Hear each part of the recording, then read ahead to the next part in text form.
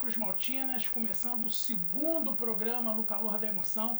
Antes de tudo, Rafa, eu queria agradecer a todo mundo que assistiu, que curtiu, que compartilhou. Muito obrigado pelo carinho, a gente recebeu muita mensagem bacana, muita gente elogiando, muita gente dando dicas para melhorar ainda mais. Ó, tamo junto, tô contando com o apoio de vocês, continuem assistindo, curtindo e principalmente compartilhando. As nossas redes sociais aqui embaixo agora, nosso diretor lá, Renê Cabal, tá editando, tá colocando tudo aí para vocês poderem ver direitinho e continuar acompanhando a gente. Mais uma vez aqui com meu amigo Rafa Matos, beleza, Rafa? Beleza? Uma semana que começou muito ruim, a gente até comentou aqui, né, que estava começando o programa, o nosso projeto, num momento muito delicado, um momento que vinha sendo muito ruim, a gente até comentou sobre a mudança de postura que era necessário, realmente nem vale a pena muito falar mais no que aconteceu, o título foi perdido, já ficou para trás, a gente ainda tinha uma esperança na Copa do Brasil, o resultado não veio, mas acendeu aquela luz no fim do túnel, né? Então, eu acredito que na semana passada a gente bateu muito nesse ponto da vontade. Eu acho que a vontade, ela ficou clara aí que ela vem, os jogadores corresponderam, era o que a gente precisava, mas eu ainda acho que a gente precisa de um ajuste aqui, um ali, pensando em Campeonato Brasileiro.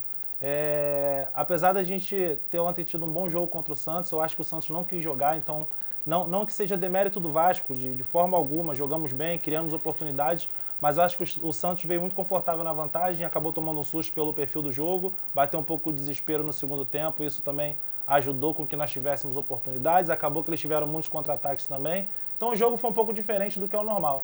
Mas a gente teve bastante teste contra times da Série A aí, 2 jogos contra o Avaí, 2 contra os Santos, Flamengo, Fluminense, próprio Botafogo. Passamos, a maioria tivemos boas vitórias, mas vitórias que não convenceram. Vitórias que ajudaram no decorrer dos campeonatos, mas vitórias que não convenceram. Acredito que a mudança de treinador, ali a saída do Valentim, tenha dado um ânimo diferente para esse início de trabalho agora no Campeonato Brasileiro, mas eu não sei até que ponto a gente pode chegar. A única coisa que eu tenho certeza é que a torcida do Vasco pode ficar tranquila, que cair a gente não deve cair não. A gente está vendo, inclusive, agora o pessoal está assistindo os melhores momentos da partida. Você vê que o Vasco fez os gols no primeiro tempo. Um time que vinha 3 partidas sem fazer nenhum gol, com 3 derrotas seguidas por 2-0, no primeiro tempo já tinha feito os 2 gols. E como fez 2 gols no primeiro tempo, poderia ter feito 2 gols no segundo. Chegou a fazer um terceiro, que foi anulado, né, o gol do Ricardo. O Max Lopes perdeu uma grande oportunidade. A do Marrone, que para mim foi a principal de todas, faltou tranquilidade. Acho que o saldo de ontem foi positivo. Só que, infelizmente, o buraco já era muito fundo, né? Sim. Eu acho que o diagnóstico do jogo agora, do jogo passado contra o Santos, é que o Max ele não tem que sair do time.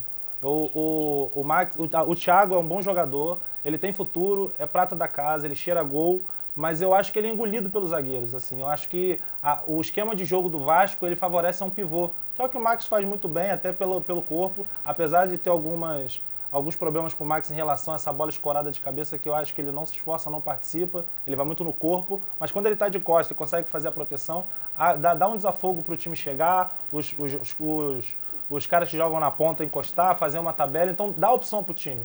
E você vê que o time tem mais, aumenta o repertório de jogadas do time. Então acho que passa pela permanência do Max, um bom futuro aí no Campeonato Brasileiro. Você tocou no assunto do Thiago Reis ser engolido pelos zagueiros, foi a sensação que eu tive ontem do Lucas Santos. Ele tem habilidade, ele tem personalidade, mas em determinado momento do jogo a gente percebe que fisicamente ele fica muito aquém dos outros jogadores.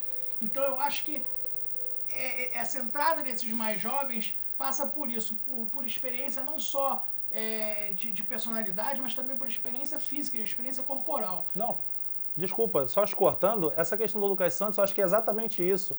A situação eles são jovens, tem que evoluir, tem que andar bastante ainda para chegar num nível de profissional. E eu acho que assim, eu vejo muito a torcida do Vasco falando que ele é muito pequeno, não tem estatura de jogador.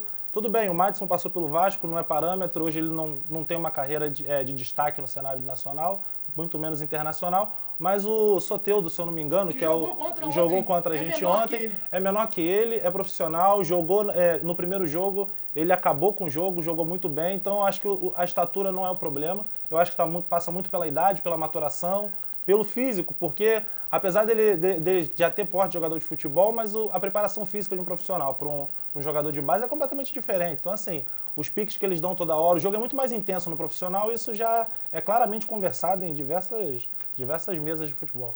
Eu acho que o que a gente tem que destacar do jogo de ontem é que ano passado o Vasco sofreu toda a temporada com problemas de lesões.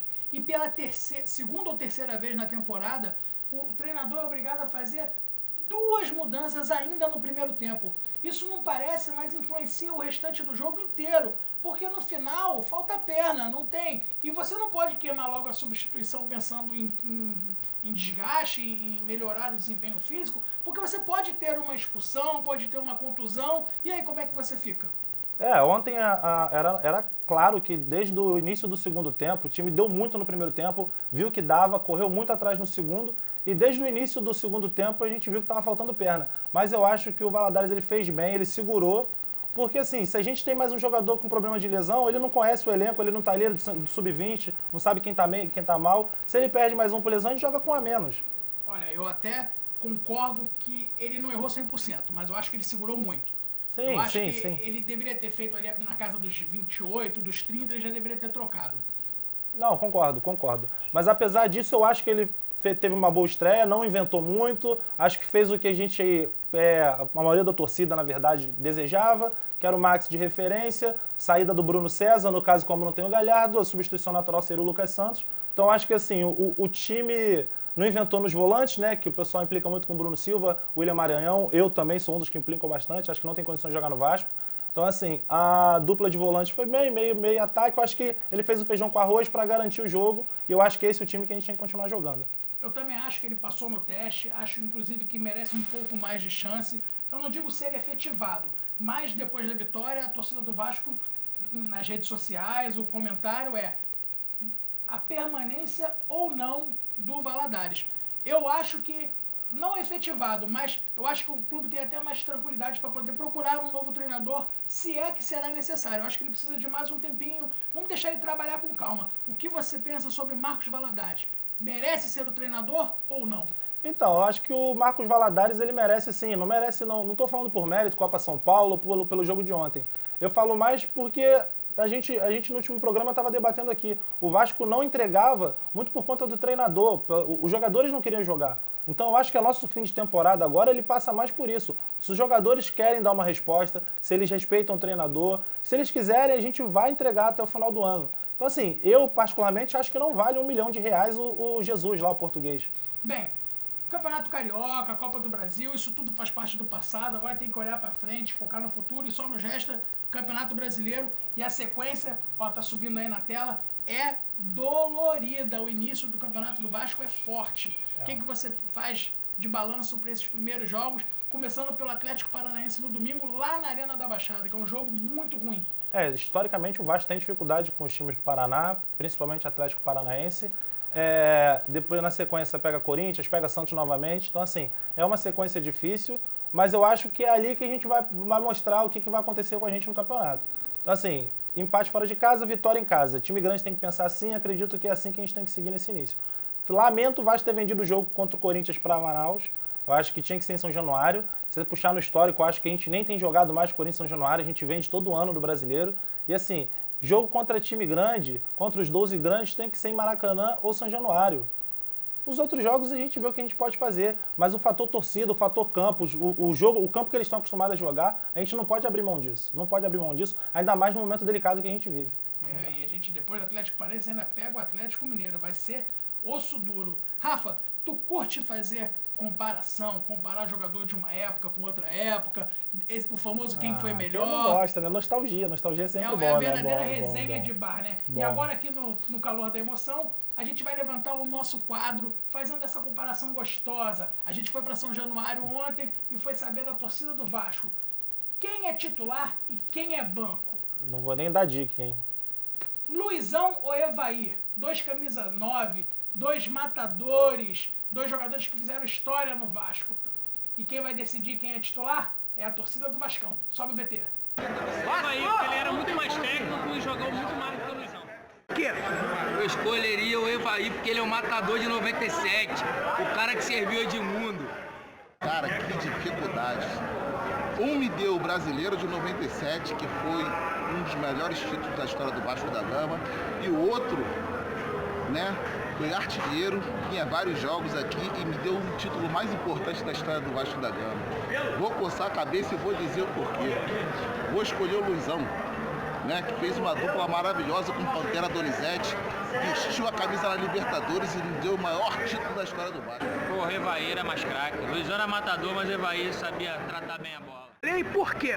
Evaí com certeza. O Evaí é mais artilheiro, na minha opinião. O Luizão foi matador, né? Tem muito gol pelo Vasco.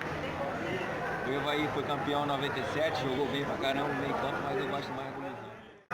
Evaí, porque além de fazer gol, fazia a tabela muito bem. Evaí, que jogava melhor de pivô, complementou bem o Edmundo. Luizão. O Evaí é reserva. Evaí.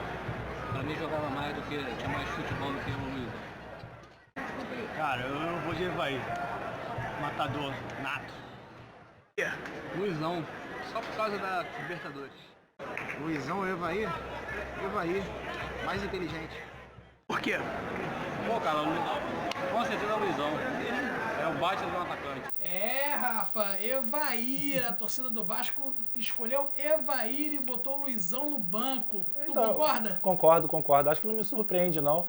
Assim, a maioria da torcida do Vasco é bem nostálgica em relação a esse período do Vasco, 97 a 2000, né? Então é difícil, mas eu acho que assim, o Evair é incontestável muito por conta também que ele fez dupla de ataque com um dos maiores ídolos da história do clube, né? E assim, o meu maior ídolo que ele fez dupla com o Edmundo, né? Então assim, quem jogou com o Edmundo vai ter sempre um espaço no meu coração. Não, e eu tenho até que os números são... Os dois jogaram muito pouco no Vasco. Tá subindo aí também uma arte agora. O Luizão fez 78 jogos, fez 38 gols, foi campeão do Carioca de 98, da Libertadores de 98, o maior título da história do Vasco, Sim. e também o Rio-São Paulo de 1999. É. O Evair jogou bem menos, foram apenas 28 partidas com 8 gols, mas o título brasileiro de 97, que é um título assim que é como se fosse o pai da Libertadores, né? O título embrionário, então a torcida tem muito carinho. Sim. E eu ainda vou além, eu acho que o Evair saiu vitorioso nessa enquete por um motivo muito importante.